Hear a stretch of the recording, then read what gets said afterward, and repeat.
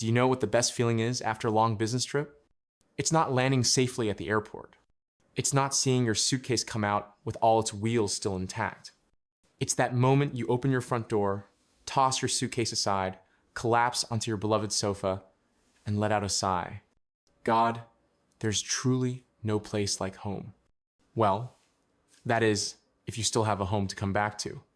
Because after 10 soul-sucking days of meetings in Denver, eating sandwiches dry as sand, and sleeping on a hotel bed hard as slate, came back with only one hope: to hug my old, beat-up memory foam pillow. But life doesn't run on memory foam. Life runs on HOA. And on Karen. When I got back to my neighborhood, the police were at my door. On my porch, a strange family was laying out pizza boxes, and their little girl was riding a bike up and down my driveway. Then a woman turned to the officer and asked, "Who is that man? Why is he staring at my house like that?" I looked closer. The keys in her hand were the exact same set I had once dropped in the backyard. And all I could mutter was, "Wait, this house, this is mine." The cop looked me up and down like I had just crawled out of a bush holding a live chicken. "Sir, can you show me some ID?" Karen, meanwhile, was standing on the sidewalk, smiling like a fox, staring at a henhouse with the door wide open. I stood there, not even able to get a second sentence out, when the HOA queen of the neighborhood, Karen Wilkinson, appeared as if this was her audition for the main villain in Real Housewives Suburbia Edition. White blazer, blonde bob, clipboard tucked under her arm. Her look said just one thing: I've been waiting for this moment my whole life. She strutted over, arms crossed, chin raised in triumph, and pointed at me like I was the last piece of trash she hadn't managed to sweep off the curb. This is the man we've reported multiple times: abandoned property, failure to pay HOA fees. We've taken legal action. Officer, please escort him off the resident's property. Resident? Property?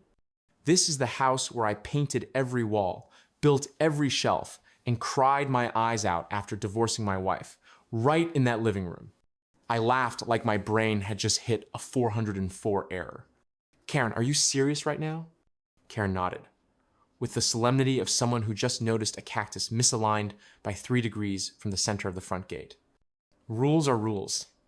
I looked at the officer, then at the strange family on my porch, and I realized I'd just been kicked out of my own house by a woman with a clipboard and power that no one ever gave her. I stood frozen on the doorstep, my own house, and yet everything inside was gone. The oak bookshelf my father left me, the armchair my mother sat in, knitting scarves for 20 years, the wedding photo of me and my ex-wife, the only thing I kept after the divorce, all gone. In their place, the smell of fresh paint, new carpets, and a little girl holding a small wooden box between both hands, flipping it around like a toy. I recognized it instantly. It was my mother's urn. "Mommy, what's this?" the girl asked. The woman, the one claiming to be the new owner, grimaced. "Probably something old from the previous owner. Just throw it out, sweetie." I rushed up the steps, my heart tightening like it was being crushed in a vice. "Don't touch that. That's my mother." And right then, as if the universe had a cruel sense of timing, Karen appeared again, stepping down from a white SUV, cream blazer on her, shiny bob swaying like she just stepped out of a shampoo commercial. She didn't even glance at me. Instead, she turned to the officer and said, "That's him. He's been evicted by the HOA. The house was abandoned for over 6 months. He owes $4,800 in HOA fees. Don't let him damage the new resident's property." I turned to her, desperate. That's my mother's ashes. My mother! That woman was about to throw them away.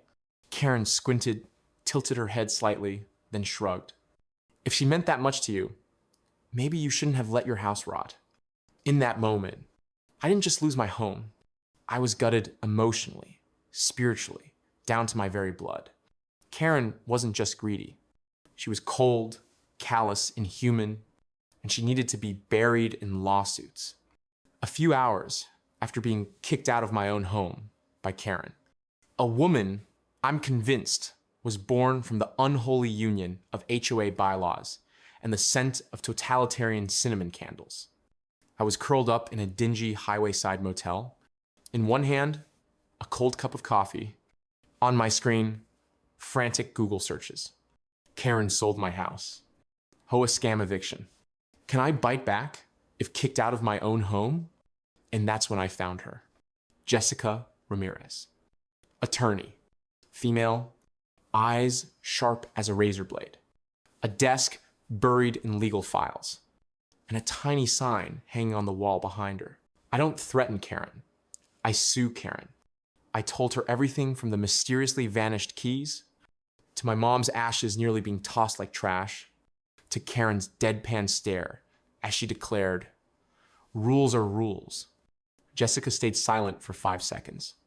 Then she said the words I'll be repeating to my great-grandkids one day. We're going to teach her a lesson with the law and with paperwork. And so began 48 hours of no sleep, no mercy, and not a single missed filing deadline. We dug through everything. HOA invoices? I didn't owe a dime. Flight tickets, Uber receipts, airport check-ins proved I was gone for exactly 10 days. Neighbor emails? Yeah, he lent me pruning shears the Saturday before he left. Then, Jessica requested the property transfer record from the notary's office. And when we read the line, Party A, previous owner, agrees to transfer the property, followed by my signature. I whispered, I never signed that. Jessica nodded, smirked. And that, my friend, is the beginning of our counterattack. Jessica and I kept digging. Conducting lawful investigation. And then we discovered something chilling. I wasn't the first victim, just the first one who dared to fight back. Karen, in her dual role as HOA president and self-proclaimed queen of Pine Rest Estates, had fabricated abandonment stories, not just about me, but at least 3 other properties. A military veteran deployed for long-term duty, an elderly woman who went to Texas to care for her injured daughter, a newlywed couple on a 3-week honeymoon. All 3 homes were foreclosed via HOA delinquency procedures. All 3 were sold through the same real estate agency. That agency, run by Karen's sister-in-law. At that point, my face looked like I just found out my best friend stole the last piece of fried chicken. She's built an entire home-stealing ecosystem. But wait, it gets worse. Through a court-approved subpoena of the HOA's internal email system, we uncovered a diamond in the dumpster. Homeowner of Unit 29 has stopped collecting mail for 5 days. Uber ride to airport booked on Tuesday. Time to begin abandonment protocol. Sent by Karen Wilkinson, HOA president. I looked at Jessica. Jessica looked at me. She's tracking residents' vacation schedules? Yep. And she calls it legal opportunity. Karen wasn't running a neighborhood association. She was operating a full-blown house hunting operation, just missing a logo and matching uniforms. But now, I once labeled a trespasser was about to become Karen's worst legal nightmare. Friday, 9 Ampere, M. The monthly HOA meeting, Karen strutted into the community hall like she always did. White blazer, perfect bob. That signature look that screamed, I am the law. Residents sat quietly. Many of them had once been fined for putting up Christmas lights 12 minutes before Halloween. They didn't speak. They waited. Karen tapped her clipboard and launched into her signature opening line. Before we begin, I'd like to remind everyone, the HOA is about order and commitment. And right then, 2 police officers walked in. No rush, no shouting. Just calmly approached the podium like they were there to collect a raffle prize. Mrs. Karen Wilkinson? Karen froze. Yes, what's going on? I'm in the middle of a meeting. You're under arrest for property fraud, document forgery, abuse of authority, and embezzlement of HOA funds. The video of Karen being handcuffed spread faster than Seattle spring rain. One of the older ladies in the back was already live streaming on TikTok. It's me, y'all, Pine Rest resident, and yes, Karen just got arrested, sweethearts. Karen shouted, I did this to protect the neighborhood, I'm the hero here. No applause. Just a guy in the back row muttering, "Hero? You mean the one who used HOA money to book a 5-star cruise?"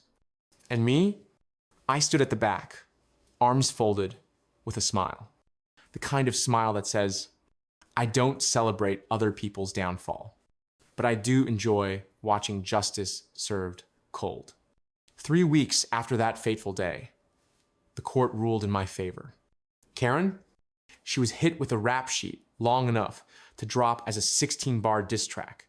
Fraud, forgery, abuse of authority, embezzlement of HOA funds, and, as a bonus, desecration of human remains.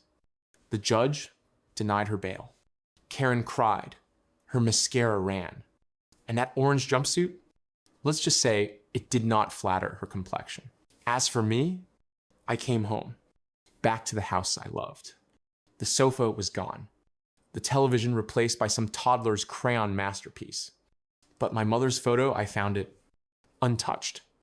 And for the first time in 3 weeks, I slept peacefully. Not because the bed was soft, but because justice is real. The HOA held a re-election. This time, no one showed up with a clipboard. We used Google Docs, much more democratic. And you, yes, you watching this video, if you've ever been fined by your HOA because your lawn wasn't green enough, or because you flew the American flag on the wrong day, drop your story in the comments. Because who knows, you just might find your own Jessica, and an ending that gets the whole neighborhood on their feet.